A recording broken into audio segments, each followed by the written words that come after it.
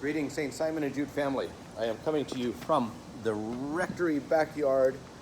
And for those of you who have not met her, this is Children, the Rosary cat. Now, some of you know from my old Facebook days that a couple years ago that I used to post videos of what I call the chicken bath. And I'm going to demonstrate that to you while I also share some personal things with you right now. So this is Children, the Rosary cat. This cat showed up here at the rectory 6 years ago in the summer of 2014. She was somewhere between 6 months old and a year old when she showed up, and she had 3 kittens with her.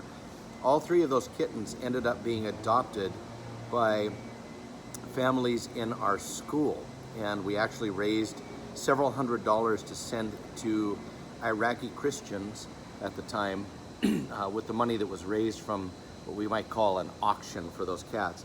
Anyway, I regularly come back here in the backyard or in our garage area, and I give her what I call a chicken bath. Her name is Children, the Rosary cat, but her nickname is Chicken. And so what I do is I use this little brush here, and then I have these hypoallergenic cat wipes that I keep in the refrigerator, and particularly in the summer, you can imagine what a treat that is for her. This is probably the most docile cat on the planet. You'll see by the way I handle her that she's, I can handle her and pet her in ways that if you were to do, for example, you grab a cat's back leg like this or tickle them on the belly, you know, most cats will rip your hand off if you do that, but she is the most gentle cat. And while I'm giving her chicken bath, I thought I would just give you a little insight into the life of the rector of the cathedral, maybe starting with what I do on my day off. So one day a week, a priest gets what we call a day off. It's more like a day away, you could say.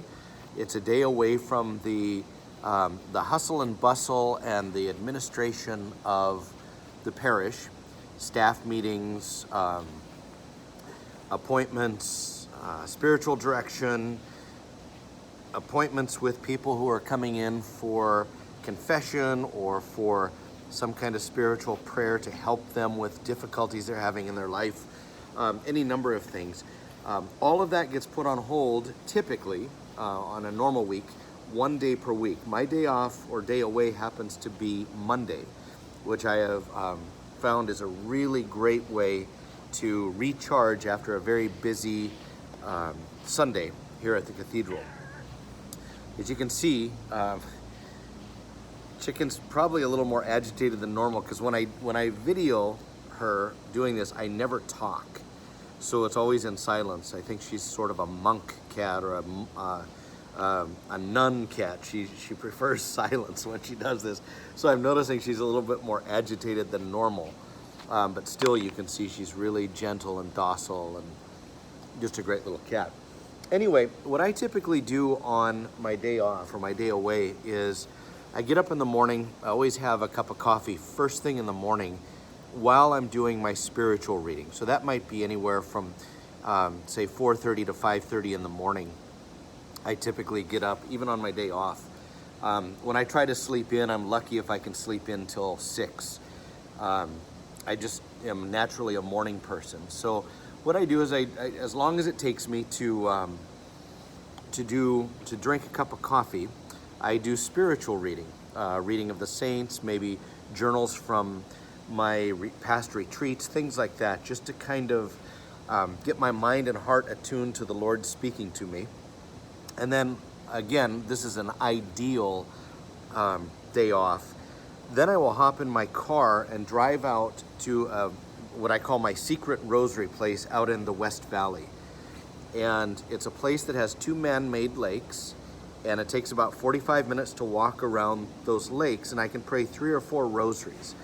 So it's a really meditative way for me to start my morning after having done my spiritual reading with my cup of coffee. And after I do that, I come home and maybe have breakfast at that point, take a shower, get cleaned up, and then pray my holy hour, which is an hour of prayer in front of the Blessed Sacrament here in our house chapel here in the rectory. And we have a small monstrance that I use, and typically I'll light 6 candles and surround the monstrance and pray in the darkness for the first 30 minutes of that holy hour. and then spend the second 30 minutes of that holy hour praying from the Liturgy of the Hours, praying what's called the Office of Readings, which is the earliest period of prayer in the Liturgy of the Hours, and then morning prayer. And then, provided that I've had a 1 hour fast, a minimum 1 hour fast, then I will celebrate a private Mass. And I'll celebrate that in our chapel. And again, this is a typical day off. And you'll notice that so far, in the description of what I'm telling you I do on my day off, that I'm alone. I am an off-the-charts introvert. That does not mean shy. It just means that a person who's an introvert needs to have a lot of solitude and a lot of alone time in order to recharge spiritually, mentally, physically, psychologically, all of that. And that's definitely the case with me.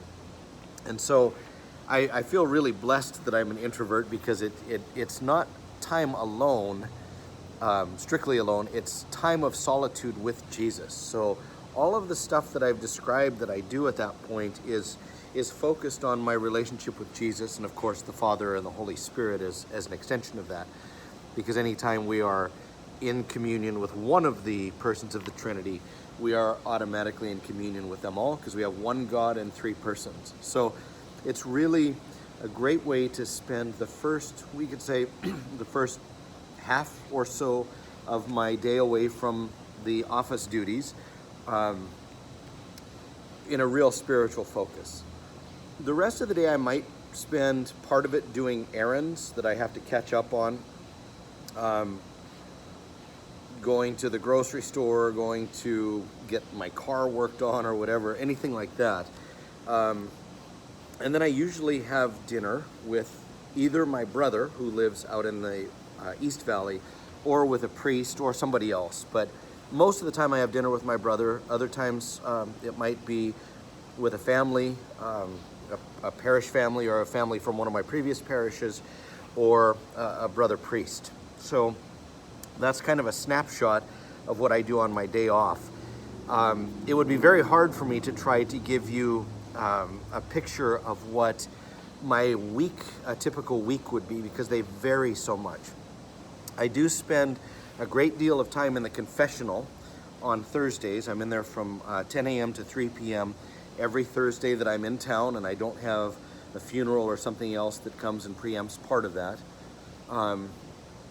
And the rest of my week is spent celebrating Mass, giving spiritual direction, hearing confessions, meeting with staff individually or as an entire staff once a week. And you can hear the church bells in the background. But basically, just a little snapshot, kind of a little bit more of a personal look at what it's like to be the rector here.